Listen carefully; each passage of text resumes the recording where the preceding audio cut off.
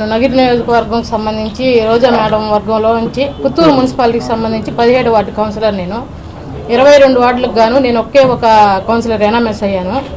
ఎనామెస్ అయిన తర్వాత నన్ను మా ఊళ్ళంతా ఎంచుకొని నా మీద నమ్మకంతో నన్ను ఎనామెస్ చేశారు. నన్ను నా మేడం దగ్గర కలిశాను. ఎనామెస్ అయిన తర్వాత మేడం కలిస్తే మేడం గారు చైర్మన్ నీకే కదా అని చెప్పారు. చెప్తే అన్నను కలువు అని చెప్పారు. అన్న పుత్తూరుకి ఇన్ఛార్జు, అన్నను కలువు వెళ్ళి అన్నారు. అన్నను కలిస్తే అన్న డబ్బులు డిమాండ్ చేశారు. అన్న కుమారస్వామి అన్న డబ్బులు డిమాండ్ చేశారు. అన్న రిజర్వేషన్ ఉంది కదన్నా, మాకు ఎస్సీ సామాజిక వర్గానికి చెందిన వాళ్ళం కదా, మేము రిజర్వేషన్ ఉంది కదా అంటే లేదు డబ్బులు డిమాండ్ చేస్తారు. సరేనా ఇస్తాము అని చెప్పి ఒక వారంలో 3 విడతల్లో డబ్బులు ఇచ్చాను. నేను 40 లక్షలు ఇచ్చాను. తీసుకొని ఎలక్షన్ అయిన తర్వాత వేరే వాళ్ళకి మార్చారు. చైర్మన్ సీటు వేరే వాళ్ళకి మార్చారు. ఏందన్నా ఈ విధంగా చేశారు, మమ్మల్ని ఈ విధంగా ఇస్తా అని చెప్పి వేరే వాళ్ళకి చేశారంటే రెండోసారి ఇస్తాను 2 ఇయర్స్ తర్వాత ఇస్తా అని చెప్పారన్న. తర్వాత 2 ఇయర్స్ తర్వాత తిరిగితే 2.5 సంవత్సరం తర్వాత ఇస్తా అన్నారు.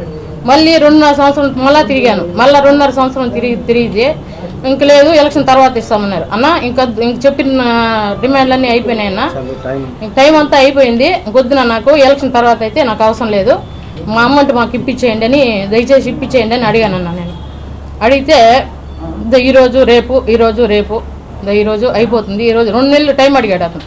2 నెలలు టైం ఇచ్చాము, 2 నెలలు తిరిగాము. 2 నెలల తర్వాత కూడా మళ్ళీ తిరిగితే ఉన్నామ్మా ఇస్తాము, ఇప్పుడే కదా చెప్పినావు నువ్వు, ఇంకొక నెల పడుతుంది రేపు డబ్బులు రెడీ చేసేదానికి అన్నారు.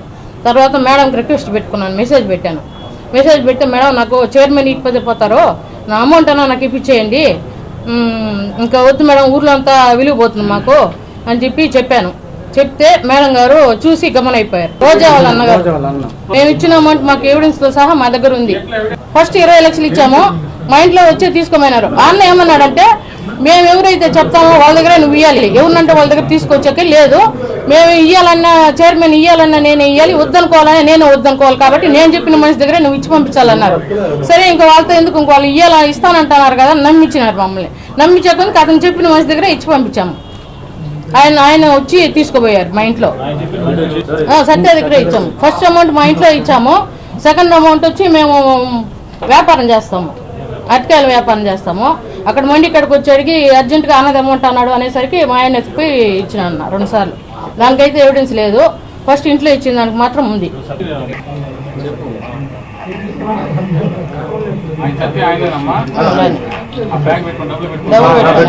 మీకు ఇచ్చినాం కదన్నా ఫోటోలు.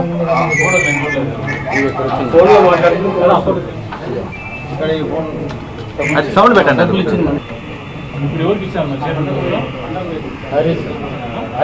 మా వార్డులోనే ఉన్నారన్నా. హరి జనరల్ వార్డు అన్న, రిజర్వేషన్ వార్డు కూడా కాదు, అది జనరల్ వార్డు. 3 రిజర్వేషన్ వార్డులు ఉన్నాయి, జనరల్ వార్డుకి ఇచ్చారు. జనరల్లో గెలిచినారు, జనరల్లో ఇచ్చారు.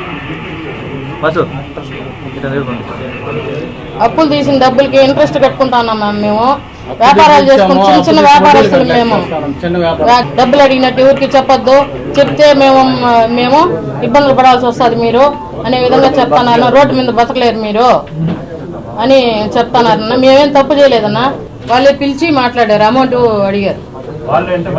మంత్రి రోజా మేడం అడిగారు, మీరు పుత్తూరుకు సంబంధించిన వాళ్ళు కాబట్టి అన్న దగ్గర మాట్లాడని చెప్పారు. డిమాండ్ చేశారన్న, 70 చేశారు, మేము 40 ఇచ్చాము.